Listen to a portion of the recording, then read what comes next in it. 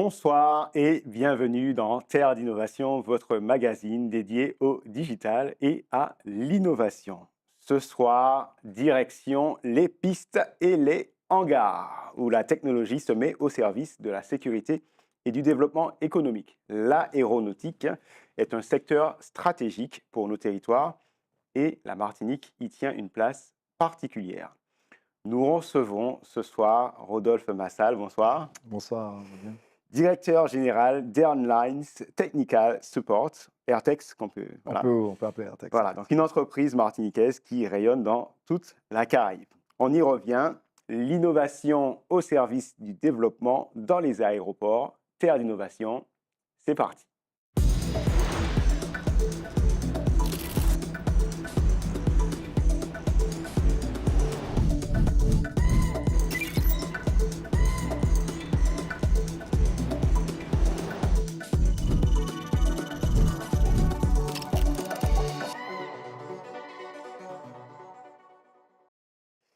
Bonsoir Rodolphe Massal. Bonsoir, Manuel. Alors, j'ai un peu dévoilé qui vous êtes, mais est-ce que vous pouvez quand même vous représenter puis présenter votre structure? Absolument. Donc, Rodolphe Massal, je suis le directeur général de la société Airlines Technical Support. Donc, malgré le nom, ça reste une société martiniquaise à l'origine.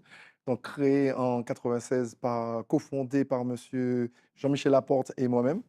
Nous avions, je dirais au départ qu'on a créé nos emplois, c'est-à-dire qu'on avait le souhait de rentrer en Martinique. On avait compris que en tant que technicien en maintenance aéronautique, ça aurait été difficile puisque les places étaient limitées.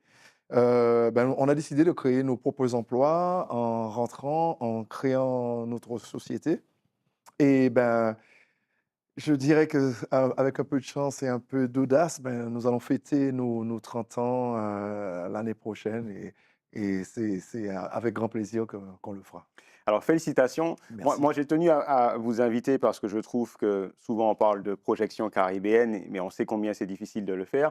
Avant de revenir sur cela, est-ce que vous pouvez quand même parler de la genèse, rappeler peut-être ce que fait exactement Airtex et rappeler peut-être très rapidement, année après année, comment vous vous êtes développé?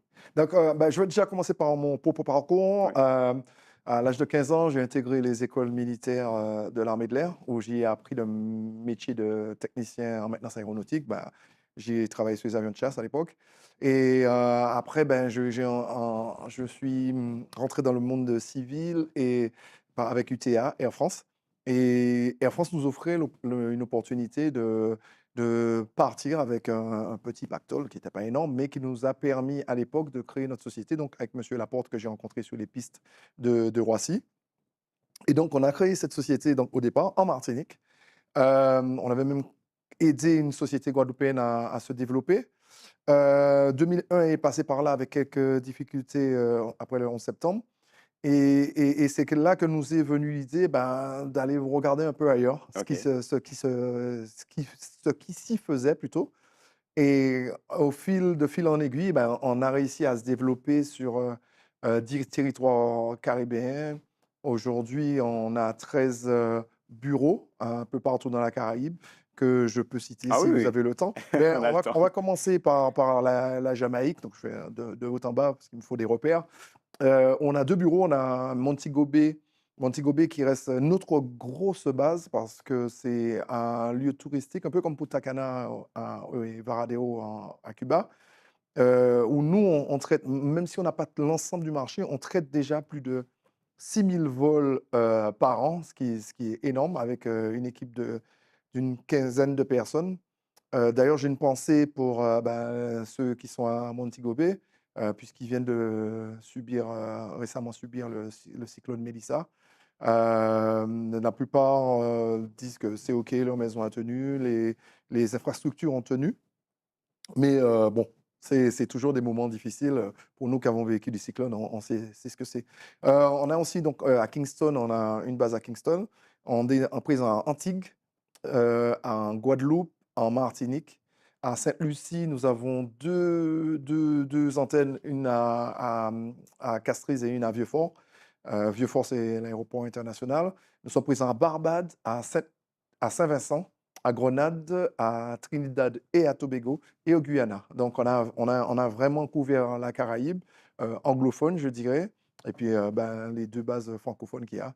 Et ben, il reste encore un peu de marché à conquérir. D'ailleurs, on a un projet en Amérique du Sud pour très bientôt. Très bien.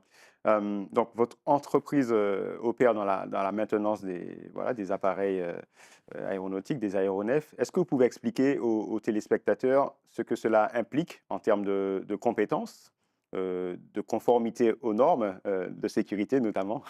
Alors c'est un vrai sujet aujourd'hui parce que, on se rend compte que les constructeurs, développent et vendent énormément, d'avions, et on oublie que derrière, il faut des gens quand même pour les entretenir. Parce que les avions, il faut savoir qu'il y a des avions qui ont 40-50 ans, hein. C'est-à-dire qu'à partir du moment où ils sont très bien entretenus, ils peuvent continuer leur vie, je ne vais pas dire ad vitam aeternam, mais oui, très, très, très, très longtemps. Aujourd'hui, donc notre rôle, ben, c'est vraiment de s'assurer que ces avions volent en toute sécurité.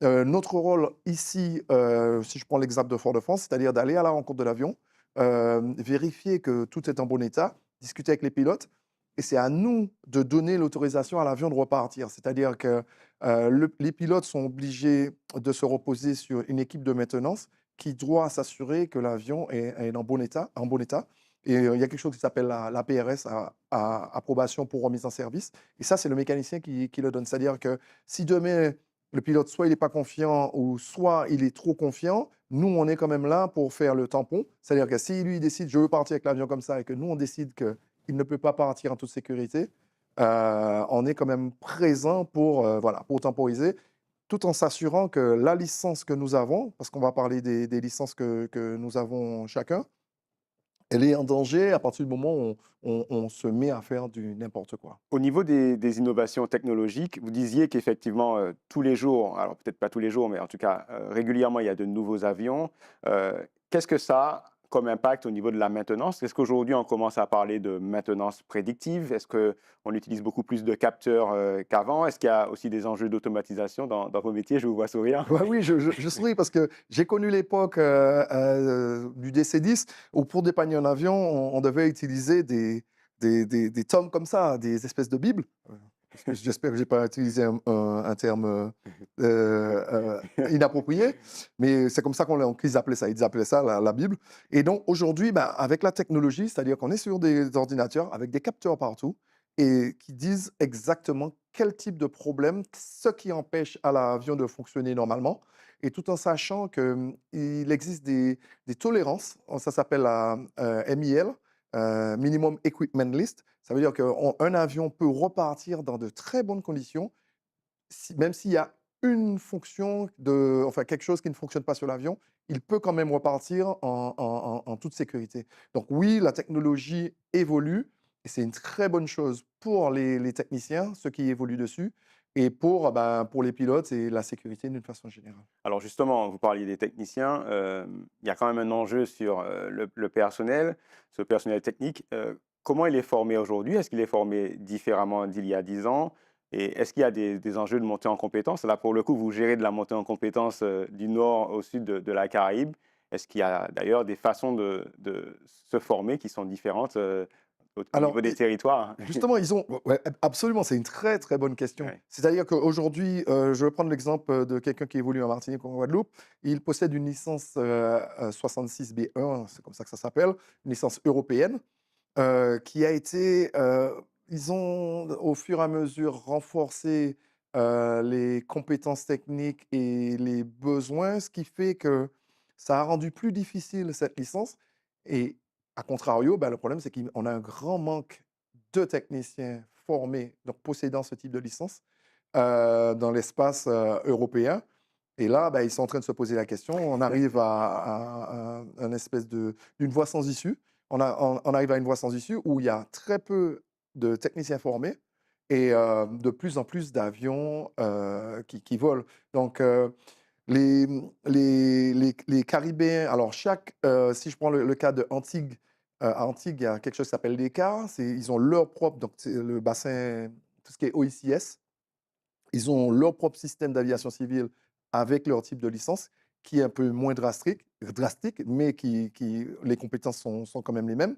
Les Trinidadiens ont leur propre licence, les Guyanais ont leur propre licence. Donc, Mais ça n'a rien de comparable avec la licence européenne où ils demandent énormément. C'est-à-dire qu'aujourd'hui, quelqu'un qui a un bac pro en maintenance aéronautique ou un BTS en maintenance aéronautique, il devra quand même continuer pendant 2 ans avant d'obtenir cette fameuse licence qui lui permettra de réaliser les avions, de signer les avions. Ce qui fait que ça demande au minimum 4 ans d'études après le bac pour pouvoir obtenir cette licence, qui est une espèce de Graal et qui permet effectivement aux gens de mieux se vendre un peu partout dans le monde. Alors, je voulais en venir maintenant sur la logique de coopération. Absolument. Donc, vous êtes implanté en Martinique, vous avez une relation avec l'aéroport Aimé Césaire. Vous êtes aussi implanté dans la Caraïbe. Comment se construit une coopération avec un aéroport? C'est par des appels à projets? Comment un aéroport décide? Est-ce que c'est l'aéroport? Est-ce que c'est d'ailleurs les compagnies? Comment se passe cette collaboration? Alors nous, la chance qu'on a eue, ce ne sont pas les aéroports qui nous ont appelés, ce sont les compagnies D'accord. qui nous ont demandé de les assister et je dirais que tout ce cheminement a été fait surtout grâce à une compagnie aérienne qui s'appelle Virgin Atlantic, une compagnie, britannique, qui nous a observés pendant 1 an. Pendant 1 an, ils nous ont observés, ils voulaient voir comment on fonctionnait, est-ce qu'on travaillait bien et qui nous a mis le pied à l'étrier et une fois qu'ils ont vu que ça correspondait à leurs exigences, eh beh, ils ont commencé à nous aider à nous développer, sur la Caraïbe. Il y a eu Delta Airlines aussi, ben, je ne sais pas si je peux citer une Ah oui, bien compagnie. sûr, allez-y. D'accord, Ouais. ben, c'est une compagnie du jour au lendemain qui nous a dit: «On a besoin de vous en Jamaïque». Hmm. On y est allé et ben, aujourd'hui, c'est notre, plus grand succès. Donc c'est vraiment les compagnies alors nous, on a une part d'audace aussi parce qu'on y réfléchit, on se dit: «On y va, on n'y va pas». Mais le plus souvent, ce sont les compagnies qui, nous parlent de leurs besoins. Aujourd'hui, donc il y a un nouveau besoin en Amérique du Sud et c'est une compagnie aérienne qui insistait, ça fait 1 an qu'elle insiste, elle nous dit: «On aurait besoin de vous là, qu'est-ce que vous êtes capable de faire pour nous?» Bah, au bout d'1 an, on est quand même obligé d'y réfléchir et finalement on a pris la décision d'y aller. Alors, on voit aussi que finalement, l'implication de votre entreprise et le rayonnement au niveau caribéen a fait que ça rejaillit un peu sur vous. Donc, vous avez été nommé CCEF.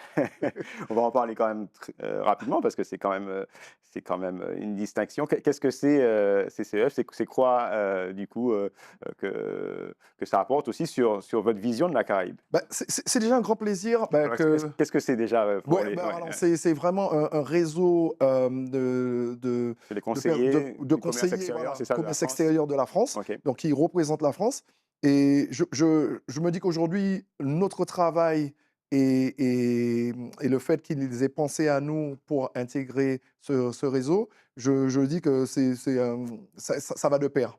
Donc aujourd'hui, effectivement, ce qui est intéressant avec les CCEF, c'est que quelles que soient, les îles de la Caraïbe, parce que je vais prendre la Caraïbe parce que CCEF, c'est vraiment dans le monde, OK. il y a un représentant CCEF et nous, ça me permet d'étendre notre réseau et de faciliter sur place, les démarches, qu'on pourrait avoir et les gens qu'on pourrait rencontrer à droite à gauche. Donc moi, je suis vraiment oui, je suis honoré, que notre société, enfin, c'est moi, mais Bien c'est que sûr, notre ouais. société ait été reconnue à ce niveau et qu'on puisse développer ce réseau qui est vraiment très, très intéressant, pour nous et moi, mon but aujourd'hui, c'est de permettre aux gens qui le souhaitent de me contacter et qui souhaiteraient s'installer en Jamaïque, au Guyana, si je peux leur permettre d'étendre leurs services à droite à gauche, je le ferai avec grand plaisir. Alors, on parlait tout à l'heure des techniciens, des équipes.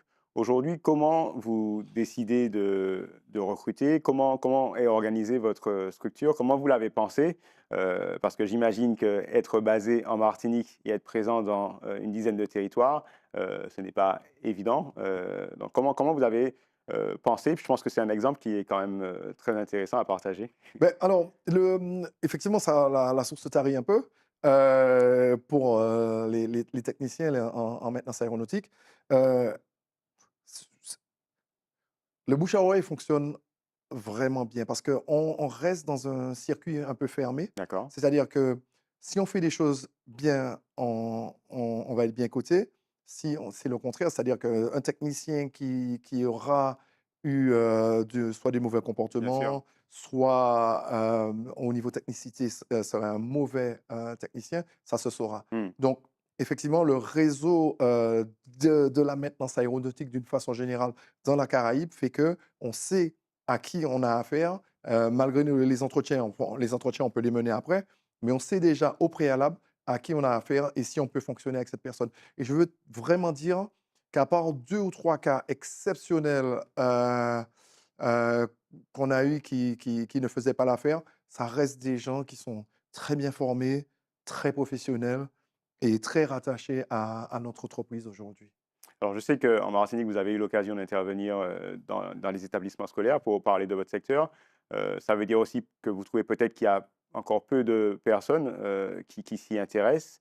Voilà, quel est votre avis et comment faire pour que véritablement il y ait peut-être plus de personnes, plus d'étudiants, plus de jeunes qui s'intéressent à ce secteur de l'aéronautique, pardon, qui peut être même porteur, on le voit au niveau de la Caraïbe. Absolument. Bon, alors je dirais qu'on est en partie fautif, c'est-à-dire que, on a vraiment fonctionné dans le vivre heureux, c'est vivre caché. On n'a pas vendu notre métier.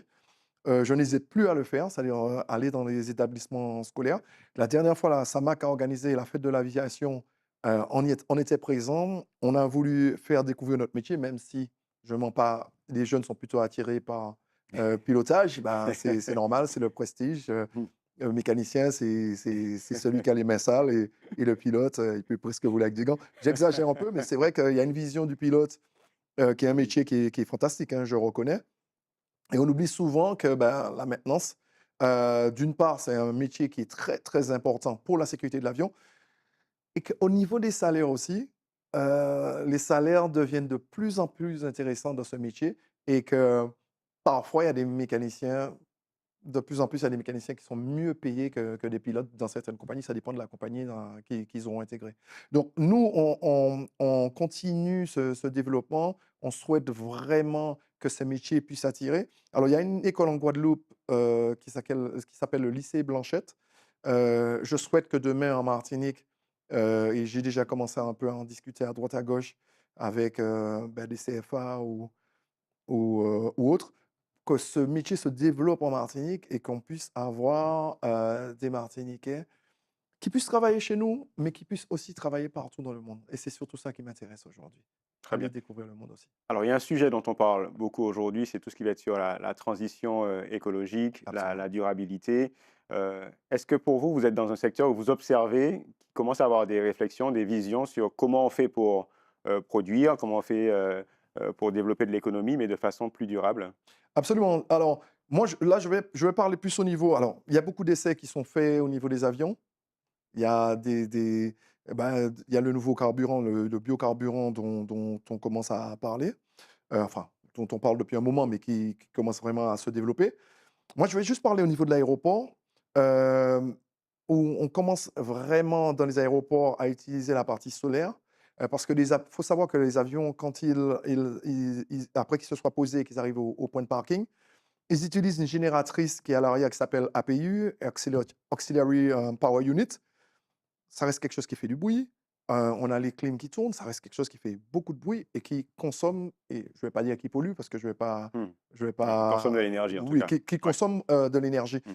et le fait qu'on puisse, désormais pouvoir un peu dans certains aéroports, pouvoir utiliser l'électricité ainsi que, mettre réfrigérer ces avions avec, des générateurs qui seraient, alimentés par de la green, avec, De soit de l'énergie l'énergie verte. solaire ou l'énergie verte. Hmm. Heu, pour moi, j'espère vraiment que ce sera ça notre futur. Oui, l'aviation continue à être considérée comme un élément pollueur. Hem, on parle beaucoup du bilan carbone. Nous, qui vivons sur des îles, on connaît l'importance, de l'aviation et des difficultés, bah, de se déplacer d'une façon générale. Donc on a vraiment besoin de cette aviation. Donc j'espère effectivement que ces progrès qui sont en cours, tout sur la partie verte, bah, que ça puisse continuer et qu'on puisse en être satisfait demain.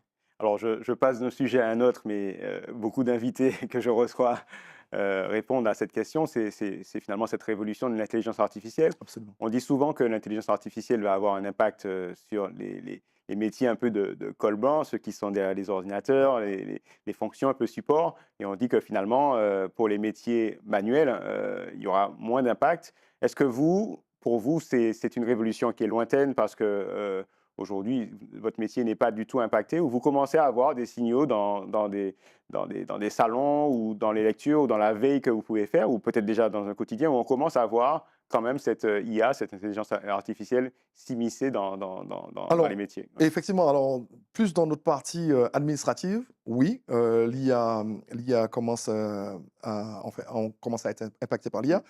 Moins dans le côté technique, directement sur avion.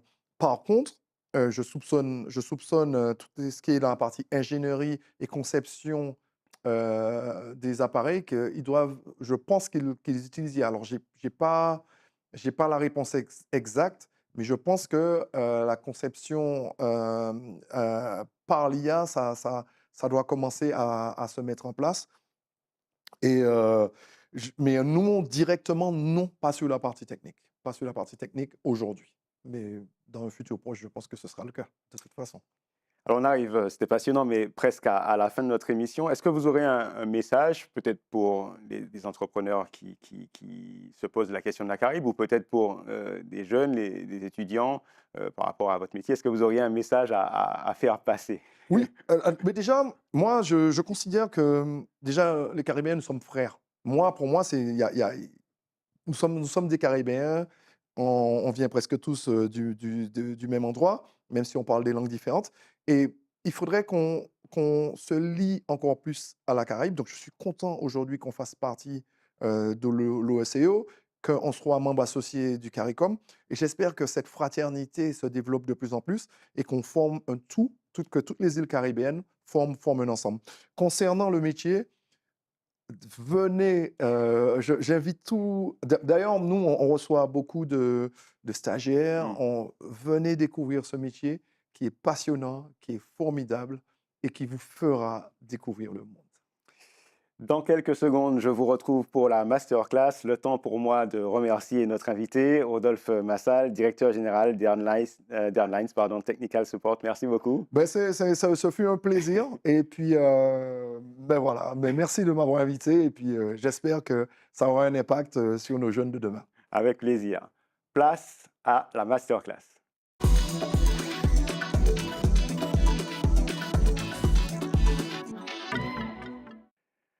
Alors, restons dans le monde du voyage. Je voulais vous parler d'une technologie que vous connaissez peut-être. C'est ce qu'on appelle les SIM virtuels ou les eSIM.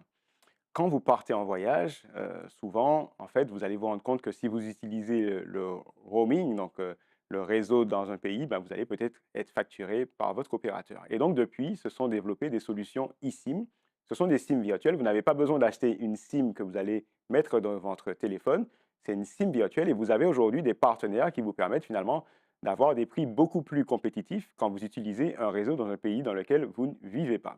Donc, il y a un certain nombre de partenaires aujourd'hui d'eSIM. Voilà, je vous présente quelques-uns. Vous avez Airalo, qui est un des leaders mondiaux, Olafly, vous avez aussi Saily. Pour ma part, j'étais dernièrement en voyage et j'ai utilisé eSIM for Travel. Et puis, sachez que, évidemment, certaines banques, notamment les banques modernes, commencent à s'y intéresser. Si vous connaissez Revolut, qui est une banque qui vous permet justement en voyage d'avoir peu ou pas de frais sur vos transactions, ben, ils se sont aussi forcément intéressés aussi aux frais liés aux communications mobiles. Et donc, via Revolut, vous pouvez aussi acheter une eSIM. Voilà, donc c'est des technologies qui sont vraiment intéressantes parce que ça vous permet effectivement d'économiser.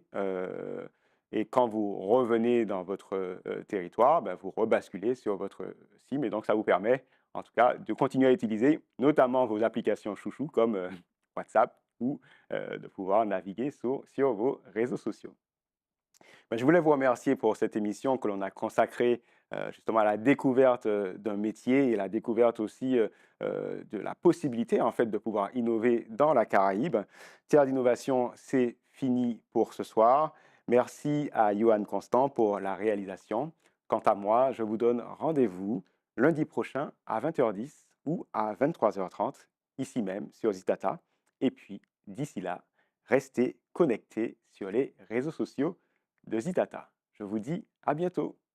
Bye bye.